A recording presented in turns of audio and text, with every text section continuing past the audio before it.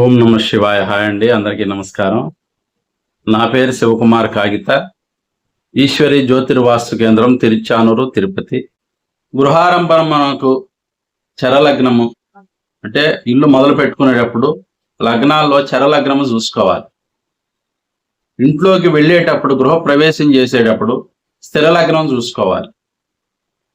స్థిర లగ్నం అనేటువంటిది ఆ ఇంట్లో స్థిరంగా ఉంటారు అని దాని అర్థం. గృహారంభానికి చతుర్థ అష్టమ శుద్ధులు ఉండాలి. వృషభ చక్ర శుద్ధి లేకుండా గృహారంభము అనుకూలము కాదు. కానీ ఈ రోజుల్లో వాళ్లే అడుగుతున్నారు, మాకు ఈ టైంలో పెట్టేయండి, ఈ టైం నుంచి ఈ టైంలో పెట్టేయండి అని ముహూర్తం అడుగుతున్నారు. సరైన ముహూర్తం కావాలి అంటే అది పంచకరహితము అనేటువంటి ముహూర్తమే శ్రేష్టము. అప్పటి వరకు వెయిట్ చేసి ఆ మంచి ముహూర్తాన్ని ప్రారంభించుకుంటే వాళ్ళకి ఎటువంటి ఆపదలు ఉండకుండా ఎల్లవేళలా సుఖ సౌఖ్యాలు కలుగుతాయి.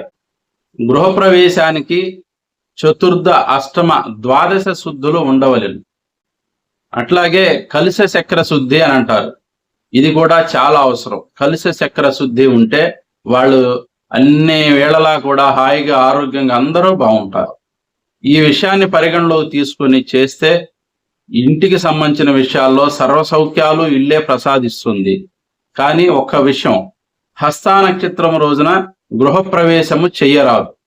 అట్లా చేసిన ఎడల ఆ గృహము అన్యాక్రాంతము అగును, అంటే పరాయి వాళ్ల చేతికి పోతుంది. మీరు అప్పుల రూపంలోనో లేదా అమ్మటంలోనో లేదా ఇంకో రకంగానో వేరే వాళ్ళకి అది సంక్రమిస్తుంది అని దాని అంతరార్థం. నమస్కారం.